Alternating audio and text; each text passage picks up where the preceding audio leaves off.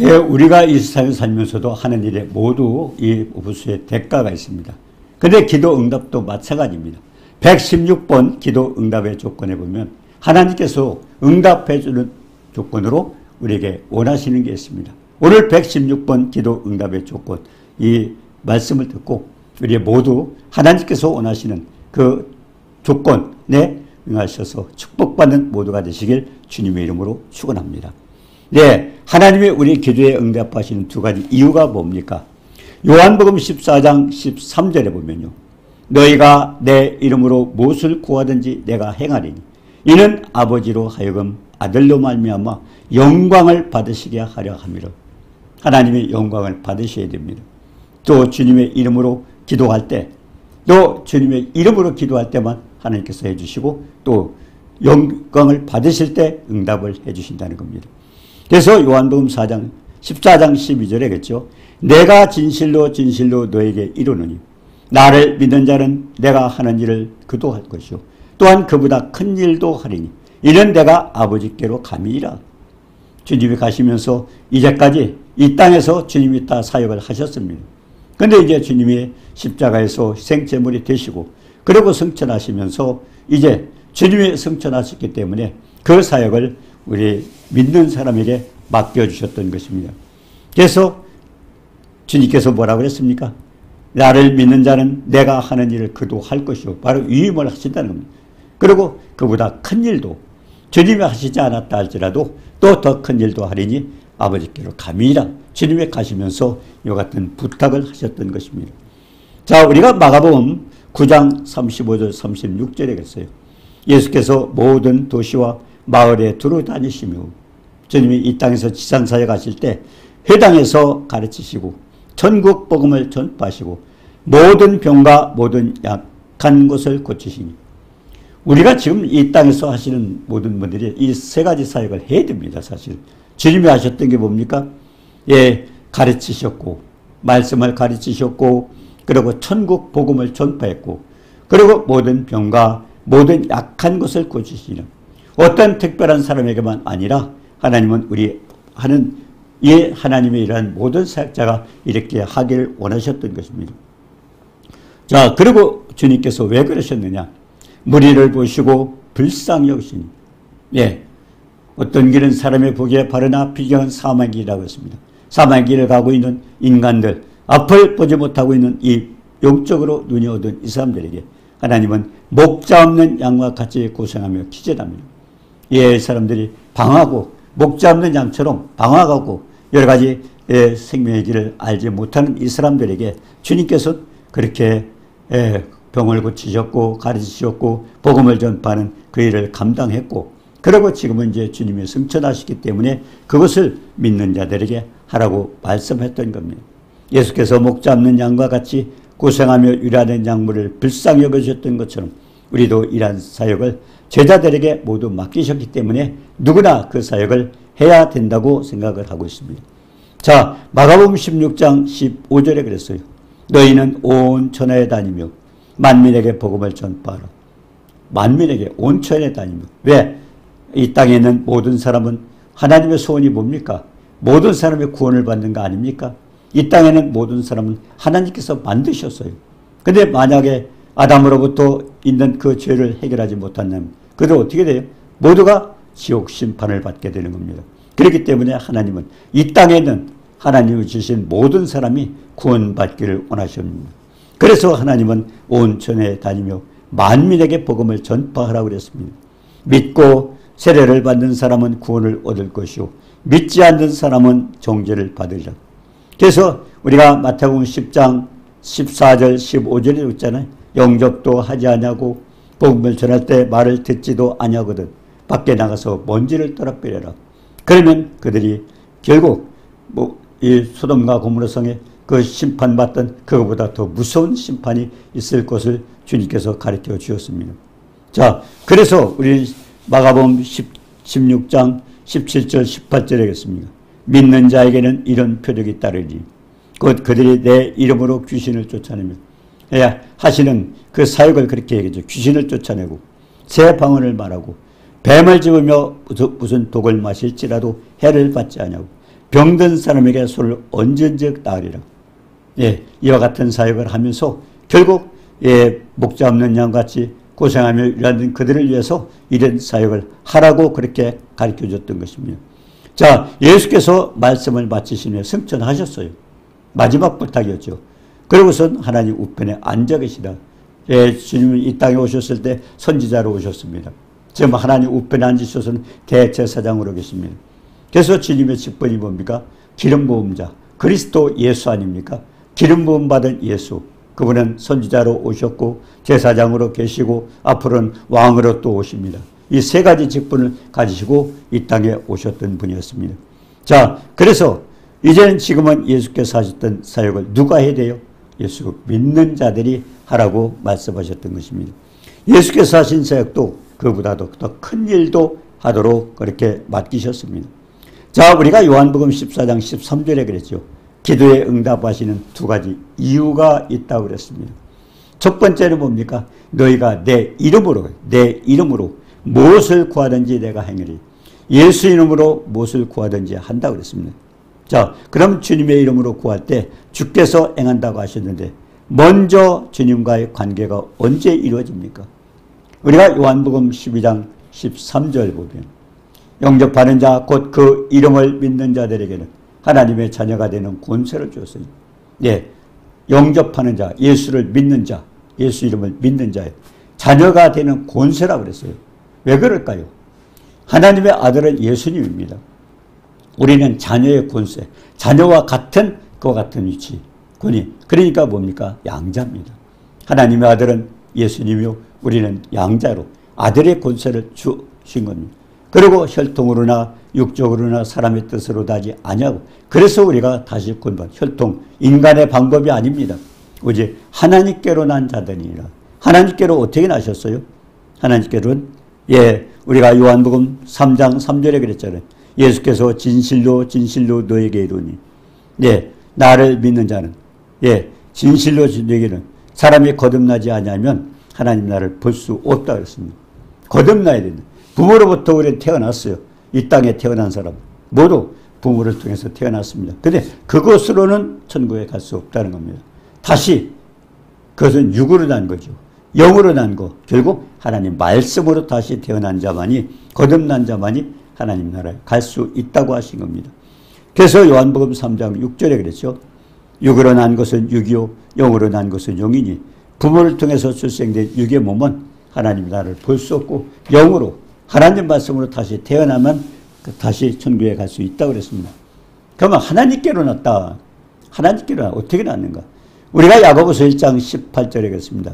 그가 피조물 중에 우리를 한 첫 열매가 되게 하시려고 자기의 뜻을 따라 자기 진리의 말씀으로 올라 진리의 말씀으로. 자, 그래서 우리가 말씀으로 났다는 부분에 대해 이해가 안 가는데요. 하나님 아들 예수님도 마찬가지입니다. 우리가 누가복음 1장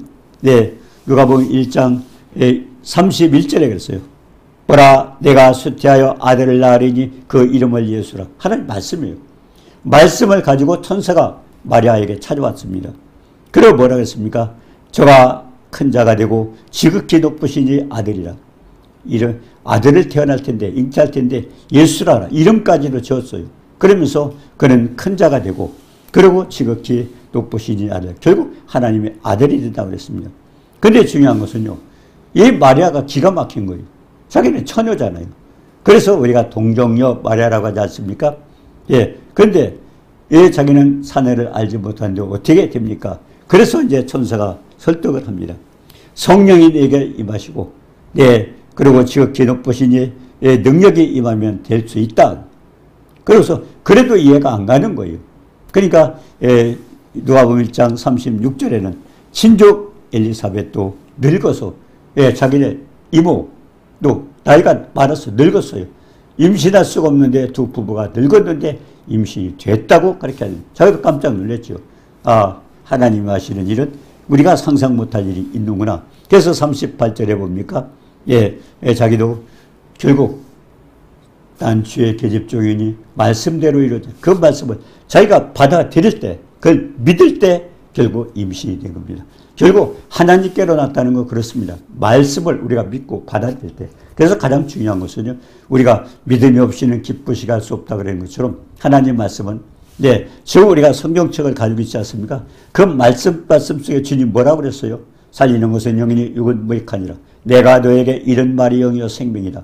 그 영이요 생명인 말씀을 우리가 믿어 드릴 때 주님이 내 안에 들어오셔서 나와 함께하는 겁니다. 그러니까 믿음이 없이는 하나님과 관계가 없어요. 많은 사람들이 성경을 많이 읽고 안다고 하지만 그렇게 해서 중요한 게 아니고 우리가 믿어드려서 마음속으로 내 주님을 모셔야 돼요. 그래서 히브리서 8장 10절에도 그랬잖아요.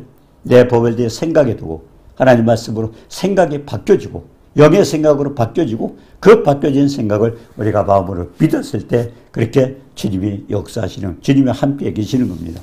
자, 그래서 우리가 빌립보서 2장, 빌립보서 2장 9절 10절에도 그렇죠. 이름으로 하나님이 그를 지극히 높여 모든 이름 위에 뛰어난 이름을 아버지의 명령을 따라 이 땅에 죽기까지 복종하셨어요. 그분도 하나님이에요. 성부, 성자, 성령. 예, 우리가 우리 형상대로 우리의 모양대로 사람을 만들고 그도 우리를 지으신 분이에요. 근데 그분이 어떻게 됐습니까? 예, 그분이 이 땅에 오셨어요. 아버지의 명령을 따라. 예, 삼위 하나님입니다. 아버지께서 계획하셨고 그 아버지의 계획을 따라서 아들은 죽기까지 복종을 한 겁니다. 그래서 지극히 높여 아버지 앞에 명령에 복종하고 지극히 높여 죽기까지 복종한 그 아들을 어떻게 했습니까? 아버지는 뛰어난 이름을 주사 모든 이름 위에 뛰어난 이름. 그래서 하나님께서 아들을 높여준 겁니다. 아버지 말씀에 순종했던 그 아들을 죽기까지 복종의 희생 제물이 됐는데 그 아들 높여서 모든 이름 위에 뛰어난 이름을 줘서 땅에 있는 자, 하늘에 있는 자, 땅 아래에 있는 모든, 그러니까 하늘과 땅에 있는 모든 자가 예수의 이름에 무릎 꿇게 하셨다. 예수 이름에 무릎 꿇게 하셨어요. 전부 무릎 꿇고. 그러니까 예수 이름이라는 걸 우리가 너무 간단히 가볍게 생각하고 있는 겁니다. 예, 하늘과 땅에는 모두가 예수님 앞에 무릎을 꿇고 있는데 우리는 너무 가볍게 여기고 수없이 예수님, 예수님, 예수님 불러가면서도 그 이름이 어떤 이름인지도 모르고 가볍게 부르고 있습니다.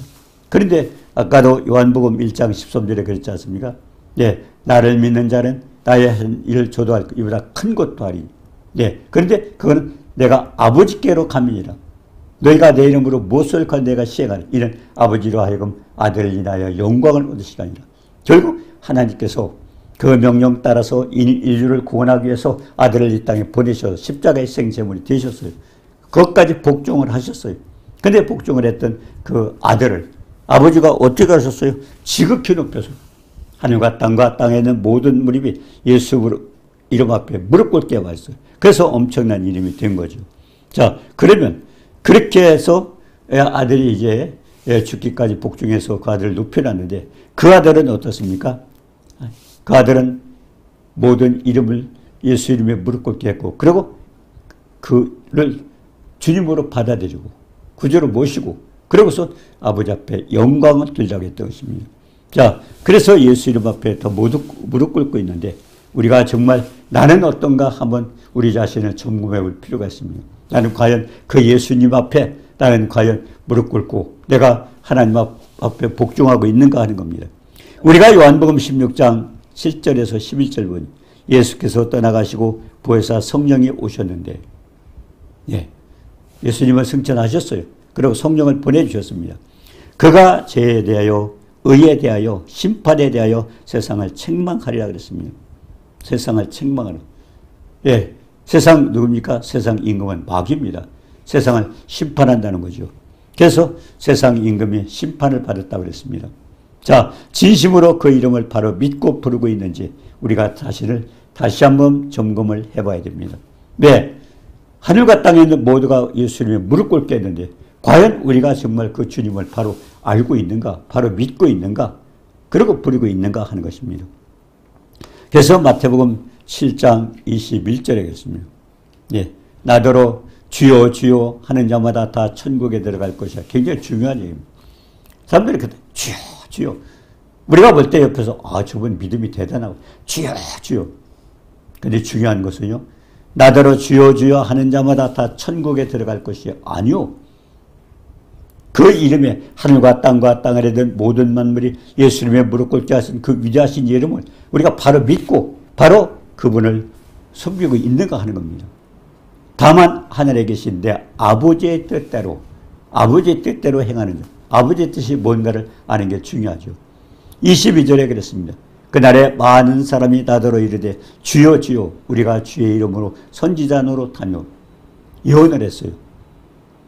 주님의 이름으로. 그럼 뭡니까? 성령이 역사하셨던 겁니다. 그때는 성령이 역사하셨어요. 주님의 이름으로 선지자 노릇하고 주의 이름으로 귀신을 쫓아오고 능력이 나타났어요. 귀신도 쫓겨갔습니다.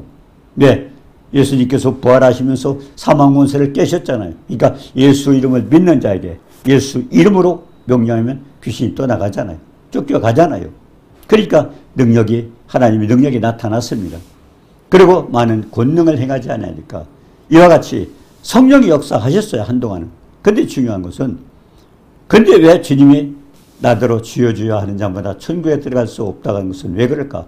성령에 따라서 그때는 성령의 힘을 입고 역사를 했던 것입니다. 자, 그런데 23절에 뭡니까? 그때 내가 그들에게 밝히 말하되 내가 너희를 도무지 알지 못하. 이게 문제입니다. 아니 그렇게 주님이 함께 하셔서 역사해 주셨는데 왜 주님이 모르신다고 그랬고요? 왜 그럴까? 이게 오늘 말씀의 핵심 내용입니다. 많은 사람이 능력을 했어요. 쫓아나갔어요. 네, 아까 손을 얹은지 영안도 열렸어요. 이런 역사가 일어나요. 근데 중요한 것은 주여 주여 하는데 그때는 하나님이 함께 하셨는데 그대로 어떻게 됐어요? 하나님 앞에 영광 돌리지 않았어요. 이게 굉장히 중요한 거죠. 그런데 그날에 많은 사람이 나더러 이러 주여 주여. 네, 주의 이름으로 선지자 노릇 귀신을 쫓아냈고 그리고 많은 권능을 행했는데 주님께서 뭐라고 했어요? 내가 너희를 도무지 알지 못하니. 아니 하나님께서 역사해 주셨는데 성령이 역사해 주셨는데 왜 모른다고 하셨을까요? 네, 그때 23절에 그랬습니다. 네, 그때 그들에게 밝히 말하되 내가 너희를 도무지 알지 못하니 불법을 행했다. 불법을 행하는 자. 이게 뭘까요? 불법을 행하는 하나님 말씀 가운데 살지 않았습니다. 네. 요한복음 14장 13절에 그랬습니다. 너희가 내 이름으로 무엇을 구하든지 그 이름에 하늘과 땅과 땅에 있는 모든 만물이 예수님의 무릎 꿇게 하신 위대하신 이름을 우리가 기도해요. 그 이름으로. 그럼 하나님께서 들어준다고 그랬어요. 내 이름으로 무엇을 구하든지 내가 행하리니. 이는 아버지로 하여금 아들을 인하여 영광을 받으시고 그 아들이 어떤 이름이에요? 예, 아버지가 우리를 위해서 희생하신 이름이에요. 그 이름을 통해서 역사해 주셨는데 중요한 것은 그 아들을 통해서 그 아들의 이름을 사용해서 아버지가 영광을 받으셔야 돼요. 그러니까 영광을 들지 못할 때는 하나님께서 응답해 주시지 않는다고 그렇게 말씀하셨습니다. 예, 많은 사람이 그러잖아요. 아, 내가 그 전에 귀신도 쫓아냈는데 이런 역사도 했는데 언제나 된다고 생각하고 있습니다. 가장 중요한 것은요. 우리 마음속에 우리가 로마서 7장 18절에 보냈습니까? 우리 속에 선한 것이 없어요. 죄가 있습니다. 아담의 범죄한 이름으로 죄성을 우리 타고 있습니다. 그러니까 중요한 것은 하나님 말씀을 듣고요. 예, 말씀대로 행하면 되는데 우리가 죄가 있어서 결국 우리가 충만하지 못할 때는 성령의 뜻을 따를 가지고 우리가 육신적인 생각으로 일을 하고 있습니다. 그렇기 때문에 충만하지 못할 때는 우리는 마귀에게 잡힐 수도 있다는 것입니다. 그게 가장 중요한 것은 과거에 내가 했기 때문에 귀신을 쫓아내고 방언도 말했고 또 뱀을 집으며 독을 마실지라 해를 받지 않고 이와 같은 엄청난 역사를 체험했다. 그것이 항상 있는 것이 아니고 중요한 것은 내가 성령 충만할 때 성령의 은혜를 입을 때만 가능하다는 것입니다. 그런데 중요한 건 뭐예요? 아버지께 영광을 돌리지 못하고 불법을 행했다는 것은 결국 아버지 앞에 영광이 돌리지 않은 것이에요. 귀신이 쫓아냈고 또 질병이 치료가 됐고 그러니까 내가 우쭐해서 내 명예를 나타낼 때도 있고 아니면 내가 어떤 물질의 욕심을 낼 때도 있고 아니면 하나님의 영광을 가려서 다른 방법으로 하나님의 영광을 가렸던 그런 일이 있을 수가 있습니다. 그래서 아버지께 영광을 돌지 못할 때는 그와 같은 일이 있다는 겁니다. 그래서 따라서 누구든지 하나님께 영광 돌리지 않는 것은 불법을 행하는 자다. 결국 과거에 됐는데 지금 왜 안 되느냐? 지금은 뭔가 내가 하나님 말씀대로 순종하지 않고 불법을 행하고 있다는 것입니다. 그래서 많은 사람이 과거에 그랬으니까 지금도 된다고 하는 생각, 착각입니다. 예, 우리가 로마서 7장 18절 이하에서 보면 우리 속에 선한 게 없기 때문에 항상 죄가 있어요. 그렇기 때문에 충만할 때만 우리가 육신의 수욕을 끊고 할 수 있습니다. 그래서 우리가 창세기 4장 7절에도 그랬잖아요. 죄의 소원은 너에게 있으라. 언제나 우리는 죄의 소원을 가질 수 있어요. 성령 충만하지 못하면 죄의 소욕을 따라서 우리는 죄를 지을 수가 있습니다. 그렇기 때문에 죄의 소원은 너에게 있으라. 넌 죄를 다스리라. 하나님 말씀대로 성령의 능력을 입고 우리는 말씀을 다스려야 되는데 그렇지 못하고 우리가 말씀에 결국 순종하지 못하고 불법을 행했을 때는 하나님도 나를 모른다는 겁니다. 그래서 중요한 것은 하나님께서 응답해 주시는 두 가지 조건이 뭡니까? 주님의 이름을 사용하는 것. 두 번째는 뭡니까? 하나님 앞에 영광이 돌려지지 않으면 그 이름의 값을 결국 그 가치를 하지 못한 겁니다. 그렇기 때문에 하나님께서 영광을 얻지 못했기 때문에 이와 같이 하지 않는다는 겁니다. 그래서 혹시나 자신의 영광을 위해서 한 건 아닌가. 그렇기 때문에 가장 중요한 것은요. 은사를 아예 받아보지 못했던 사람들은 괜찮은데요. 그렇지 않고 그걸 체험했던 사람들이 내가 될 텐데 하면서 과거 생각을 했을 때는 누구에게? 마귀에게 잡혀서 결국 마귀의 예언을 할 수도 있고 마귀의 권능으로 할 수도 있다는 것입니다. 가장 중요한 거죠. 그래서 요한복음 14장 13절은 내 이름으로 결국 주님의 이름이 어떤 이름인가 알고 하늘과 땅에 든 모든 만물이 예수님의 무릎 꿇게 하신 위대하신 이름인데 나만 그 이름을 가볍게 여기고 결국 하나님 앞에 영광 돌지 못하는 건 아닌가. 또 두 번째로는 과거에도 이와 같이 사용했기 때문에 지금도 그런 능력 할 수 있다고 생각하고 했는데 그것은 자기는 생각을 했는데 남이 볼 때는 아닌데 그럴 수도 있습니다. 왜? 그것은 하나님 앞에 영광 돌지 못하고 불법을 행했기 때문에 결국 하나님도 그것을 인정을 하지 않습니다. 그래서 가장 중요한 것은 첫 번째 뭡니까? 주님의 이름을 사용한다. 주님의 이름. 근데 사용하는 게 중요한 게 아니라 주여 하더라도 그분의 권능을 우리가 믿어야 됩니다. 하나님도 지극히 높여서 하늘과 땅에 든 모든 만물을 예수님의 무릎 꿇게 하신 위대하신 이름을 우리는 너 가볍게 여기지는 않는가. 주님이 내 안에 계시다 그러면 어떻습니까? 우리가 풍랑을 만난 바다에서도 마찬가지죠. 주님이 내 안에 계시다면 어떤 틀림이 있어요? 그분은 사망 권세를 깨시고 음부의 권세를 이기신 분인데 그런데 그분은 3일 만에 부활하셔서 사망 권세를 깨셨잖아요. 근데 그 주님이 내 안에 계시다 뭐가 두려움이 있고 염려가 있고 걱정이 있고 우리가 살아가면서 얼마나 염려 걱정하고 두려워하고 이거 뭡니까? 그때마다 우리는 말씀 속에 있지 않습니다. 그렇기 때문에 항상 점검해 보는 건 내 자신이. 그래서 고린도후서 13장 5절에 그랬잖아요. 너희가 믿음에 있는가? 너희 자신을 시험하고 너희 자신을 확증하라. 너희가 예수 그리스도 안에 계신 걸 너희가 스스로 알지 못하면 너희는 버리운 자니라. 우리가 갑자기 우리가 빌립보서 4장 6절 7절에도 그러지 않습니까? 아무것도 염려하지 말고. 근데 염려를 하고 있다면 두려워하고 있다면 걱정을 하고 있다면 뭐요? 말씀이 내 속에 없는 것입니다. 주님이 내 안에 계시다면 염려할 필요가 없잖아요.